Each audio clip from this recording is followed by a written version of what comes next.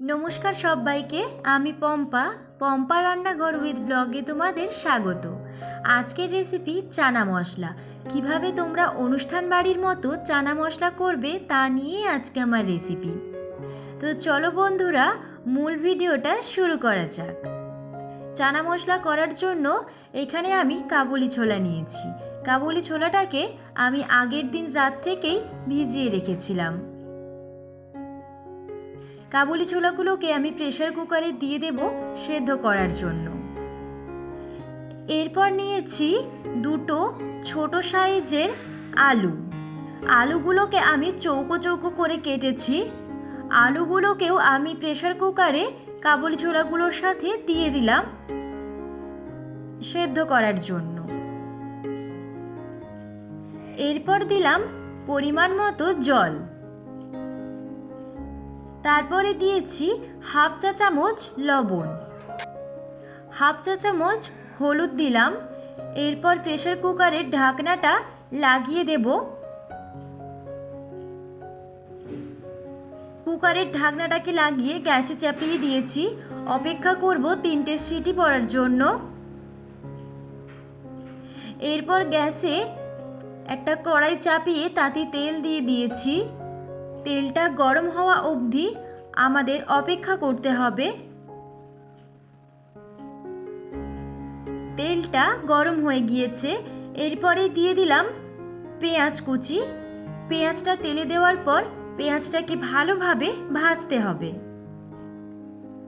তারপর 1 চিমটে লবণ দিলাম পেঁয়াজের ওপর, যাতে করে পেঁয়াজের ভেতরে লবণটা ভালোভাবে ঢুকে যায় এবং চারিদিকে পেঁয়াজটা না ছিটকোয়।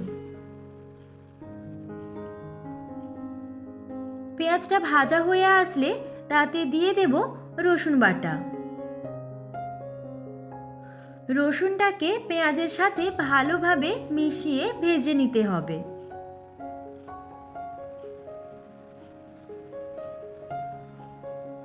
রসুনটাও আমার ভাজা হয়ে গেছে। এরপরে দিয়ে দিলাম আদা বাটা। আদাটাকেও পেঁয়াজ আর রসুনের সাথে ভালোভাবে মিশিয়ে নিয়ে ভেজে নিতে হবে। আদাটা ভাজা ভাজা হয়ে আসলে তাতে দিয়ে দিলাম 1 চামচ লবণ আর 1 চামচ লঙ্কার গুঁড়ো। তারপর সব কিছুকে একসাথে ভালোভাবে মিশিয়ে ভেজে নিতে হবে।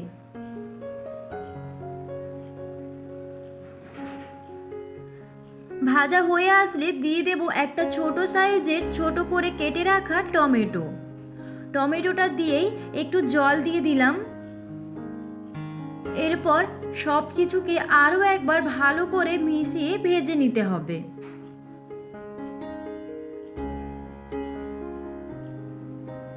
এরপর দিয়ে দিলাম একটা ছোট প্লেটে রাখা জল। জলটা দিয়ে আরেকবার কষিয়ে নিলাম। তারপর অপেক্ষা করব মশলার গা থেকে তেল ছাড়ার জন্য।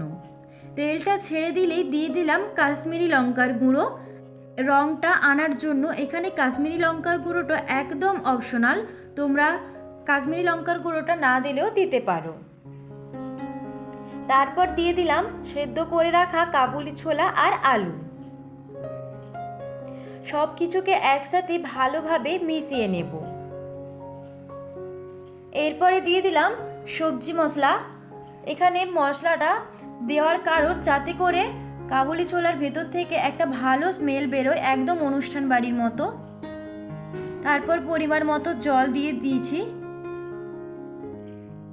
জলটা ফোটা অবধি অপেক্ষা করব।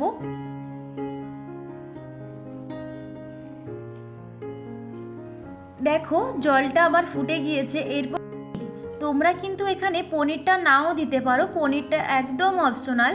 আর পনিরটা কিভাবে বানাবে তা নিয়ে অলরেডি আমার চ্যানেলে ভিডিও করা আছে, আমি ডেসক্রিপশানেও লিংক দিয়ে দেব, তোমরা গিয়ে দেখে এসো।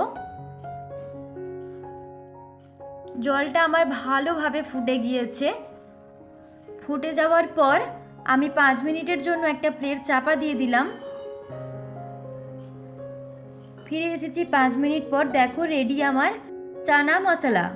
ভিডিওটা ভালো লাগলে একটি লাইক করো এবং চ্যানেলটাকে প্লিজ সাবস্ক্রাইব করে দিও।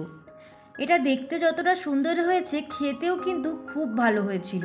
তোমরাও বাড়িতে করো